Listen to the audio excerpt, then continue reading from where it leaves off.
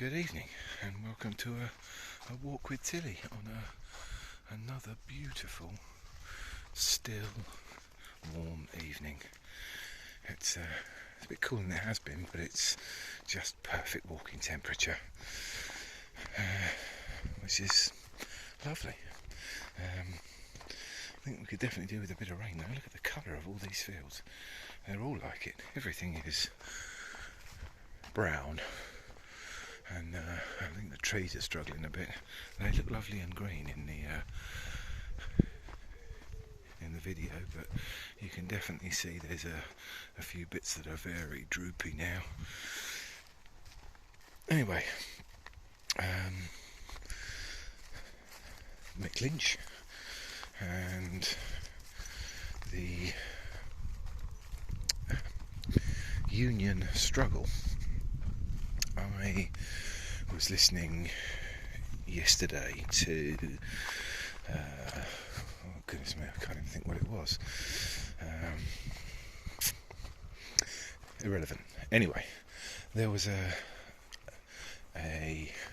it was brought up, the subject was brought up of the way the strikes, there have been some rail strikes in Japan and Australia, and there what has happened is basically the people have gone to work, who work on the railways, all tried off to work, but what they've done is they've refused to take money from the passengers. So the people get a free ride and can still get about, and the company obviously is suffering because they're not getting their income. Now, what a fabulous... this takes a tool out of the argument against the unions whilst allowing them to exert power. And I kind of thought, oh, this is a neat idea. Why are our guys not doing that? That would be a really good thing to do. Because obviously there are some very low paid people who are being penalised, especially if they're on 0 hours contracts. How do they can't get to work, they don't get paid, so they are almost being penalised by proxy in the RMT's fight for their staff, their members.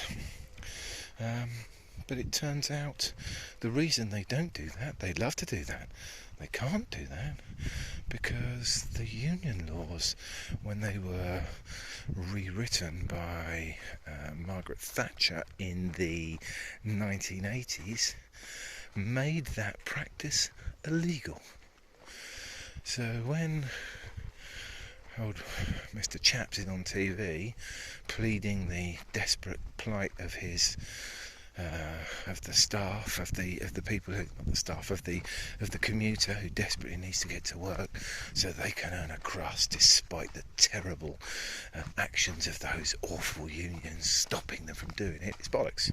But then we knew that anyway, but it is literally rubbish because his own party wrote the legislation that stopped them from continuing to operate, just not taking the money.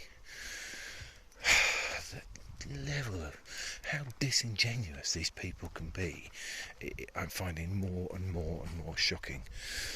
And there was also something else that Mr. Lynch pointed out that I was not aware of, to my shame, which was that along with that raft of anti-union legislation that came out, there was another piece of legislation that said you are not allowed to go on strike in solidarity with someone else.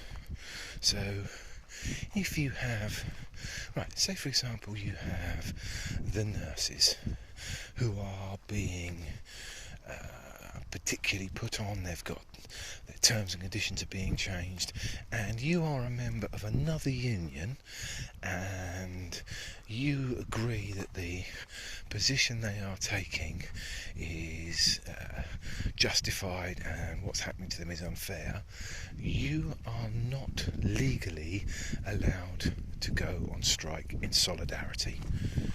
You can only go on strike for your own cause. And this is sold to us as if it's the most selfish act ever, and yet it's literally made selfish, because you're not allowed to do things that are selfless. You're not allowed to take action, industrial action that is selfless in the assistance of others. And this is possibly how we've ended up with 0 hours contracts that totally favour the employer.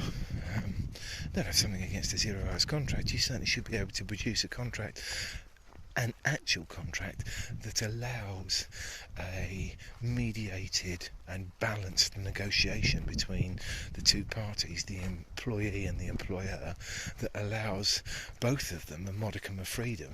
But as 0 hours contract stands, basically, if you're sick, you're done. If they don't want you, you're done. You don't know what you're going to earn from 1 week to the next. Upturn, downturn, there's no liability, there's no pensions, there's nothing. This is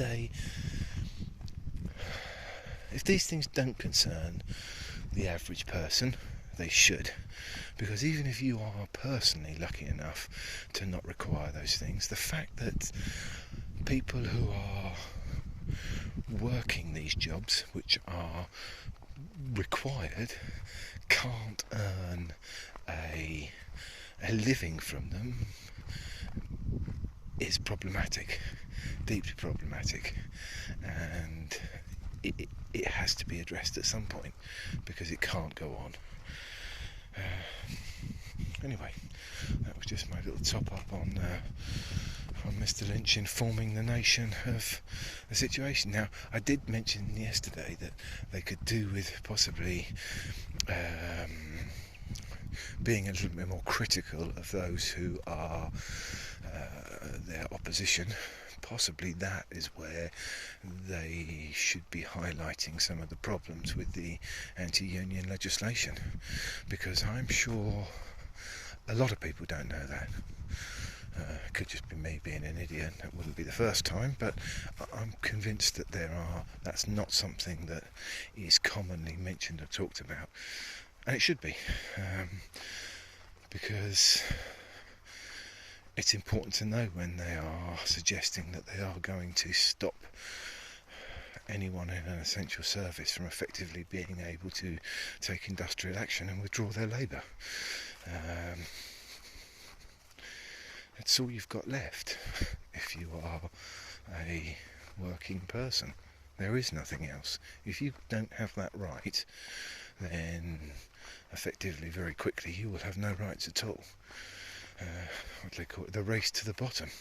Seems like everything is a race to the bottom at the moment, and it's not even a diving competition. Anyway, bye from myself and Tilly.